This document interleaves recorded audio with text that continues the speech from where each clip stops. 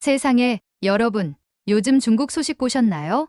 국민들이 실망한 건 둘째 치고 도대체 무슨 일이길래 그렇게 배신감이 들었을까요? 그런데 이 충격적인 사건 때문에 한 사람이 한국으로 이민을 결심하게 됐다면 믿으시겠어요?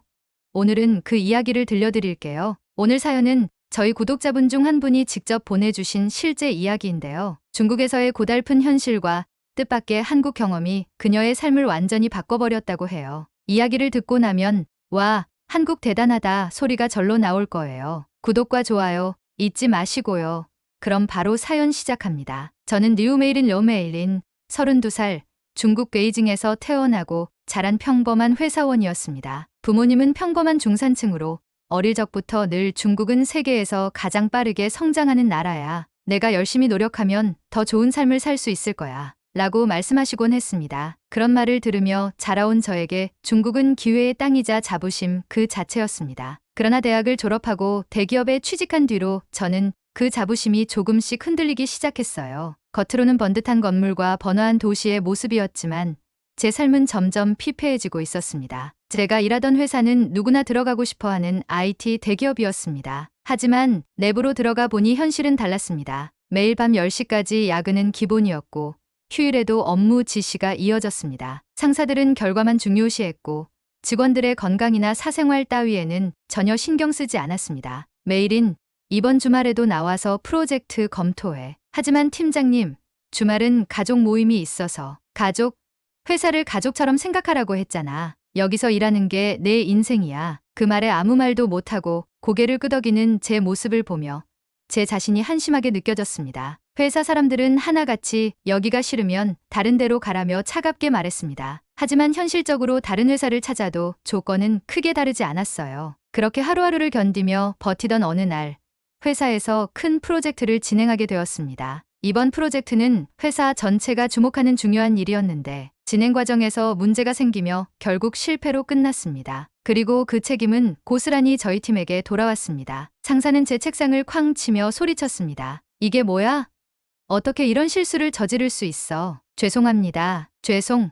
죄송으로 다 해결되면 경찰은 왜 필요해? 그날 저는 회의실에서 울음을 참으며 나왔고 다시는 이렇게 살 수 없다고 결심했습니다. 집으로 돌아가는 지하철에서 휴대폰을 꺼내 SNS를 보며 마음을 달래던 중 한 게시물이 눈에 들어왔습니다. 한국 사람들은 칼퇴근을 지켜준다더라. 거긴 회사가 아니라 사람을 먼저 생각한다는 말도 있어. 한국 대중교통은 안전하고 빠르다더라. 밤늦게도 혼자 걸어 다닐 수 있다던데. 믿기 어려운 말들이었지만 댓글에는 실제로 내가 겪어봤다. 진짜야. 한국은 그런 나라야. 같은 내용이 가득했어요. 중국에서 살아온 저로서는 도저히 상상할 수 없는 환경이었죠. 그날 이후로 저는 틈틈이 한국에 대한 정보를 찾아보기 시작했습니다. 한국의 문화, 음식, 교통, 직장 환경 등등 모든 것이 흥미로웠습니다. 무엇보다도 사람들이 말하는 안전한 환경과 배려심 있는 문화가 가장 눈에 띄었어요. 제가 사는 베이징은 늘 혼잡하고 어수선했기에 그런 환경은 꿈처럼 느껴졌습니다. 그러던 중 회사에서 뜻밖의 공지가 내려왔습니다. 한국 지사에서 단기 프로젝트에 참여할 직원을 모집한다는 내용이었죠. 공지를 본 순간 저는 심장이 뛰는 것을 느꼈습니다. 한국, 직접 가볼 수 있는 기회라니 라는 생각이 들었죠. 저는 망설임 없이 지원서를 제출했고 몇 주 뒤 합격 통보를 받았습니다. 드디어 한국행 비행기에 올랐습니다. 처음 한국에 도착했을 때 가장 먼저 느낀 것은 공항의 깨끗함과 체계적인 시스템이었습니다. 모든 것이 빠르고 정확하게 진행됐습니다. 중국의 공항도 크고 멋지긴 하지만 이렇게 효율적이지는 않은데 라는 생각이 들었죠. 인천공항에서 서울 시내로 향하는 공항철도에 탔을 때도 놀라움은 계속되었습니다. 지하철 내부는 깔끔했고 사람들이 조용히 예의를 지키는 모습이 인상적이었어요. 여긴 정말 다르다 라는 말이 저도 모르게 나왔습니다. 한국에서의 첫 주는 정말 정신없이 지나갔습니다. 회사 업무에 적응하느라 바빴지만 점심시간에 먹은 김치찌개와 저녁에 동료들과 함께한 치맥은 잊을 수 없는 경험이었어요. 사람들은 저를 친절하게 대해 주었고 그들의 따뜻한 미소가 오랜만에 제 마음을 편안하게 해 주었습니다. 하지만 한국에서의 생활이 항상 순조로웠던 것만은 아니었습니다. 뜻밖의 사건들이 저를 기다리고 있었죠. 한국에서의 첫 주는 신기함과 설렘으로 가득했지만 새로운 환경에 적응하는 일은 결코 쉬운 일이 아니었습니다. 저를 가장 당황스럽게 만든 것은 언어의 장벽이었습니다. 한국어를 전혀 못하는 저는 동료들 중 한 명이 영어로 통역을 해주지 않으면 기본적인 대화조차 어려웠습니다. 어느 날 회사 근처 편의점에서 컵라면을 사 먹으려던 순간이 아직도 생생히 기억납니다. 라면을 고르고 나서 계산대에서 점원이 물었습니다. 봉투 필요하세요? 그 말을 듣고 한참을 멍하니 서 있었어요. 한국어를 모르니 점원이 말하는 뜻을 알 수 없었죠. 결국 당황한 얼굴로 sorry라고 답했더니 점원은 미소를 지으며 손으로 봉투를 들어 보이며 다시 물었습니다. 그제야 무슨 뜻인지 이해했지만 제 자신이 한없이 초라하게 느껴졌어요. 한국에서는 모든 게 매끈하고 효율적으로 보였지만 저는 여기에서 이방인에 불과하다는 사실을 깨달았던 순간이었습니다. 그런데도 한국 생활에 대한 저의 긍정적인 인상은 쉽게 깨지지 않았습니다. 이곳의 공공시설과 생활 환경은 제가 상상했던 것 이상으로 편리했거든요. 중국에서는 밤늦게 외출하면 늘 불안감이 있었지만 한국에서는 11시가 넘어도 혼자 길거리를 걸을 수 있었습니다. 지하철에서는 사람들이 스마트폰에 집중하며 조용히 이동했고 길거리 음식마저도 깨끗하고 정갈하게 느껴졌어요. 그런 와중에 업무에서 작은 문제가 발생했습니다. 제가 맡고 있던 데이터 분석 작업에서 사소한 실수가 발견되었고 팀장이 그 문제를 지적하며 저를 불렀습니다. 메이린 씨, 이 데이터에서 오류가 발견됐어요. 확인 부탁드립니다. 긴장하며 사과했는데 팀장은 다그치지 않고 오히려 차분히 문제를 함께 해결해 주었습니다. 괜찮아요. 이런 일은 누구에게나 있을 수 있어요. 다음엔 조금 더 꼼꼼히 체크해 보면 됩니다. 이 말은 정말 신선한 충격이었습니다. 중국에서는 이런 일이 있으면 반드시 혼쭐이 나거나 공개적으로 망신을 당했을 가능성이 컸거든요. 그런데 한국에서는 상사가 문제를 함께 해결하려는 태도를 보이며 인간적인 배려를 보여준 겁니다. 며칠 뒤 회사 동료들과 함께 야근을 끝내고 저녁을 먹으러 갔습니다. 한국에서는 야근 후 함께 술자리로 이동하는 문화가 흔하다는 걸 그때 처음 알게 됐어요. 사실 처음엔 조금 부담스러웠습니다. 술을 잘 못 마시는 편이었거든요. 그런데 동료들은 억지로 강요하지 않고 제가 먹을 수 있는 만큼만 권하며 편하게 대해 주었습니다. 메이린 씨, 한국 소주 맛 어때요? 조금 쓰긴 한데 나쁘지 않네요. 그럼 된 거죠. 자, 건배. 그날 밤 동료들과의 대화 속에서 저는 한국 사회의 또 다른 매력을 느꼈습니다. 겉으로 보기엔 차갑고 무뚝뚝해 보일 수 있지만 조금만 가까워지면 정말 따뜻하고 배려심 많은 사람들이라는 걸 알게 된 거죠. 하지만 행복감도 잠시 두 번째 위기가 찾아왔습니다. 한국에서 두 번째 주가 시작되던 날 예상치 못한 문제에 부딪혔습니다. 회사에서 점심시간이었는데 갑자기 제가 쓰던 회사 컴퓨터가 멈추더니 모든 작업 파일이 사라져버린 겁니다. 중요한 자료들이 담긴 폴더가 통째로 사라졌고 이를 다시 복구하지 못하면 프로젝트 진행이 어려운 상황이었습니다. 머릿속이 새하얘졌고 눈물이 핑 돌았어요. 복구 프로그램을 써도 소용이 없었고 이대로면 제 책임으로 문제가 번질 게 분명했습니다. 동료들에게 도움을 요청하기도 민망했지만 결국 옆자리의 동료인 김현준 씨에게 상황을 설명했습니다. 이 파일들이 사라졌어요. 제가 뭘 잘못했는지 모르겠어요. 진정하세요. 우선 내가 한번 봐줄게요. 현준 씨는 친절하게 문제를 살펴보더니 미소를 지으며 말했습니다. 다행히 자동 백업 시스템이 있어서 데이터는 복구할 수 있을 것 같아요. 걱정하지 마세요. 현준 씨는 제 컴퓨터를 몇 번 클릭하더니 정말 데이터를 되살려냈습니다. 그 순간 저는 한국 회사의 IT 시스템의 효율성에 놀랐고 또 한 번 동료들의 배려심에 감동받았습니다. 한국에서의 생활은 이런 식으로 제게 도전과 배움을 동시에 안겨주었습니다. 매일 새로운 환경 속에서 부족한 점을 채우고 문화의 차이를 이해하며 한층 더 성숙해지는 기분이 들었어요. 하지만 아직 이 모든 한국의 장점이 진정한 감동으로 이어지기 위해서는 더 큰 깨달음이 필요했어요. 그 순간은 생각보다 더 빨리 찾아왔습니다. 한국 생활이 점점 익숙해질 무렵 저는 한국에 대해 큰 깨달음을 얻게 되는 사건을 맞이하게 되었습니다. 그것은 제게 이 나라가 정말 다른 이유를 알려준 결정적인 순간이었죠. 어느 날 회사에서 중요한 회의가 끝나고 동료들과 점심을 먹으러 나갔습니다. 다들 바쁜 와중에도 새로운 한국 음식을 소개해 주겠다며 한식 전문점을 추천했습니다. 메뉴판에는 제가 아는 김치찌개나 불고기뿐 아니라 낯선 이름의 음식들이 많았습니다. 동료들이 추천해준 삼계탕을 시켰고 뜨거운 국물이 가득한 뚝배기가 나오자 냄새만으로도 속이 따뜻해지는 느낌이 들었습니다. 한국 음식은 건강에도 좋다는데 정말 맛있네요. 그쵸? 삼계탕은 특히 몸보신할 때 먹는 음식이에요. 한국의 음식 문화는 단순히 맛있는 것을 넘어 건강을 생각한다는 점에서 특별하다고 느껴졌습니다. 그러나 이 즐거운 점심시간은 갑작스러운 사건으로 얼어붙고 말았습니다. 음식을 먹던 중 갑자기 제 앞니에 임플란트가 빠져나와 버린 겁니다. 몇 년 전 중국에서 치료를 받았던 치과에서 한 임플란트 시술이 문제를 일으킨 거였죠. 당황스러움에 젓가락을 놓고 손으로 입을 가린 채 어쩔 줄 몰랐습니다. 괜찮아요, 메이린 씨? 네, 괜찮습니다. 그냥 치과 치료를 다시 받아야 할 것 같아요. 문제는 한국에서는 치과 예약을 어떻게 해야 할지 전혀 모른다는 점이었습니다. 중국에서는 치과 치료를 받으려면 예약부터 진단까지 긴 시간이 필요했기에 한국에서도 비슷할 거라고 생각했습니다. 하지만 동료들은 제 걱정을 듣고는 웃으며 말했습니다. 그럼 지금 바로 근처 치과로 가요. 여기선 금방 치료받을 수 있어요. 지금요?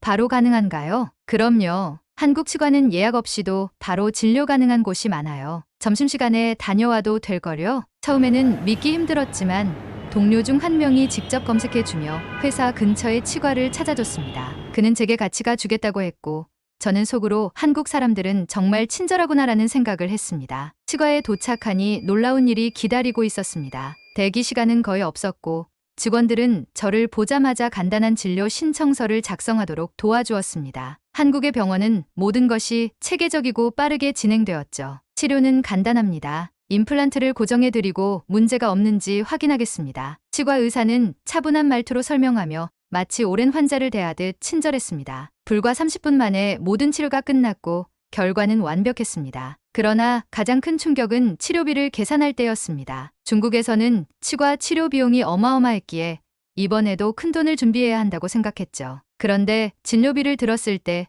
귀를 의심할 정도로 저렴했습니다. 이게 전부인가요? 네.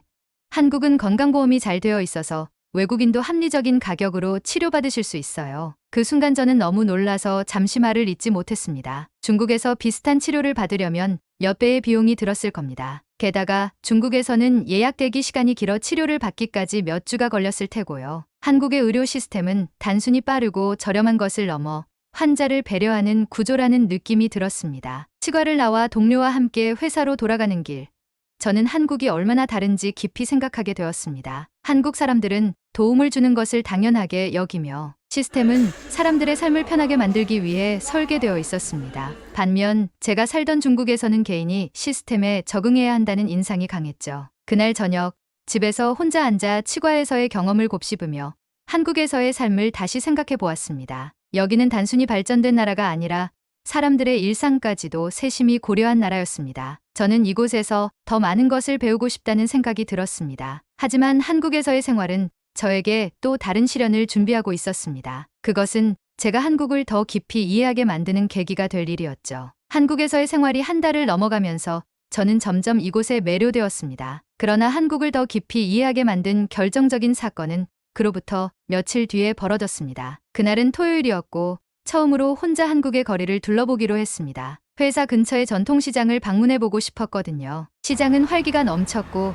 한국 특유의 정겨운 분위기가 가득했습니다. 사람들은 웃으며 서로 인사했고 상인들은 어서 와요라며 손님을 반겼습니다. 중국의 시장과는 또 다른 느낌이었습니다. 저는 떡볶이를 파는 작은 포장마차에서 자리를 잡았습니다. 떡볶이 하나 주세요. 제 서툰 한국어에도 상인은 환한 미소로 매운 거 괜찮아요?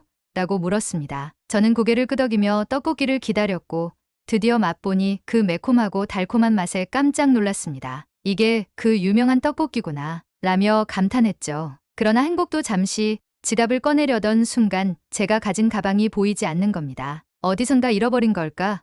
가슴이 철렁 내려앉았습니다. 가방 안에는 지갑뿐 아니라 여권과 중요한 서류들까지 들어있었거든요. 한국어도 제대로 못하는 제가 이런 상황을 어떻게 해결해야 할지 막막했습니다. 저는 포장마차 상인에게 다급히 상황을 설명했지만 제 말은 제대로 통하지 않았습니다. 상인은 제 표정을 보더니 걱정스러운 얼굴로 주변을 살피며 말했습니다.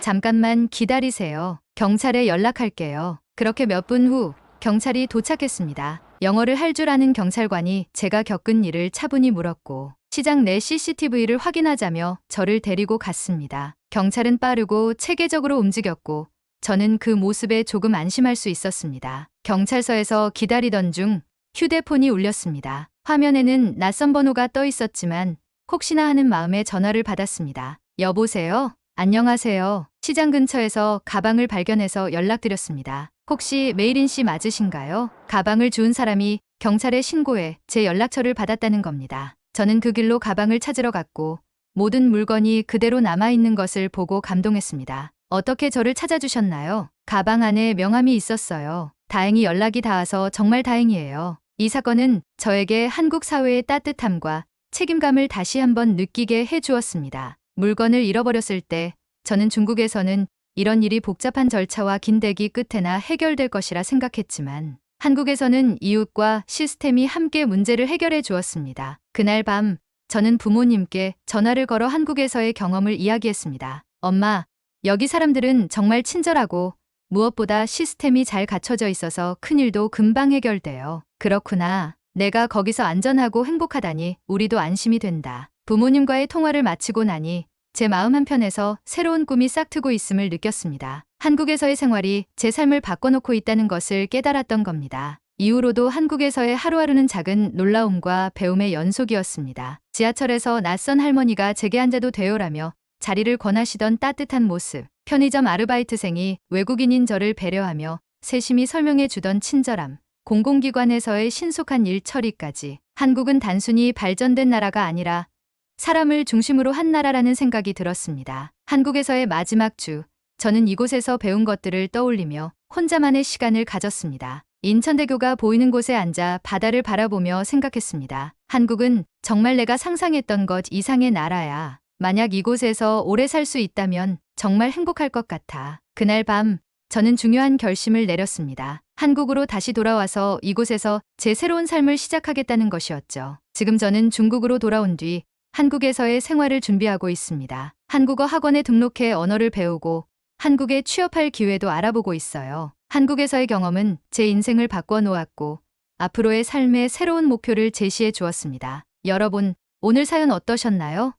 중국에서 온 리우 메이린 씨의 이야기는 우리 한국이 얼마나 특별한 곳인지 다시 한번 느끼게 해줬던 것 같아요. 가방을 찾아준 시민의 따뜻한 마음, 체계적이고 빠른 의료 서비스, 그리고 사람 중심의 사회 시스템까지 정말 자랑스러우면서도 뿌듯하네요. 이처럼 한국의 매력에 빠진 분들의 이야기를 들으면 우리 스스로가 당연하게 여겼던 것들이 얼마나 소중한지 새삼 깨닫게 되는 것 같아요. 여러분도 한국에서의 특별한 경험이나 외국 친구들에게 들었던 감동적인 이야기가 있다면 댓글로 꼭 남겨주세요. 그리고 아직 구독 안 하셨다면 구독과 좋아요 눌러주시는 거 잊지 마시고요. 오늘 영상은 여기서 마치겠습니다. 다음에도 더 감동적이고 재미있는 이야기로 찾아올게요. 감사합니다. 여러분, 대한민국 화이팅!